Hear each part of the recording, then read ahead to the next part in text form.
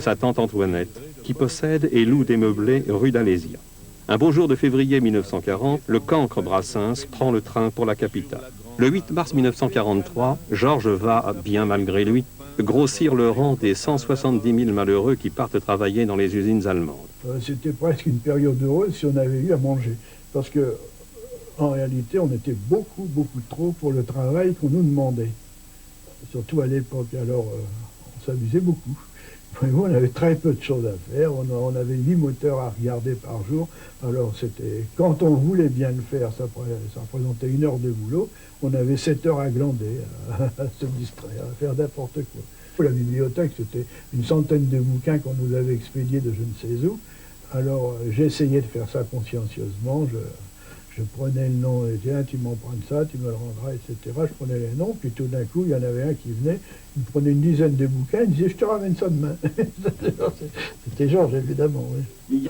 Évidemment, avec cette bibliothèque, ça me prenait du temps. Alors je dis qu'on n'avait pas grand-chose à faire, mais on avait quand même une obligation, c'était d'être là à 8 heures du matin, je crois.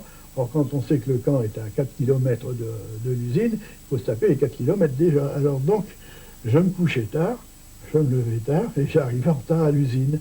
Alors les premiers temps, bon, ça avait une incidence sur des choses insignifiantes, sur la paye par exemple, dont j'avais rien à foutre, etc. Ça faisait des engueulades de l'Obermeister, je m'en foutais aussi. Et puis un jour, j'arrive, ma carte est pointée. Je dis, ah ben ça alors, chouette. Le lendemain pareil, le surlendemain pareil, au bout d'une semaine, j'en prends l'habitude, je dis, tiens, il y a quelqu'un qui a pitié de moi et qui me pointe ma carte.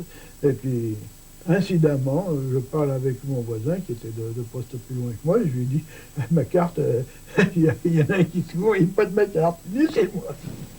C'était Georges. Alors il avait remarqué que j'arrivais en retard, alors pour éviter de me faire engueuler, il pointait ses 2 cartes.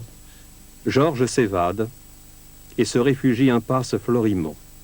Dès que les Allemands ont constaté qu'il n'avait pas réintégré son usine, ils l'ont fait rechercher. Et alors Georges, sans papier, sans rien du tout, recherché par la police, il fallait qu'il se planque. Et c'est donc ici, il a traversé la rue, il est arrivé, il faut dire qu'ici c'était un petit boyau de 2 mètres de large, sombre, avec des murs de... pour la trouver, c'était difficile. Hein. Et alors là, il s'est installé là, et il a été tranquille jusqu'à la fin de la guerre.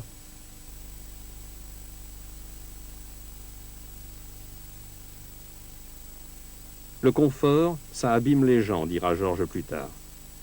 Il est vrai qu'il gardera de l'impasse Florimont, mi-auberge du bon Dieu, mi-arche de Noé, un sens de l'inconfort tout à fait exceptionnel. C'est dans cet inconfort, pourtant,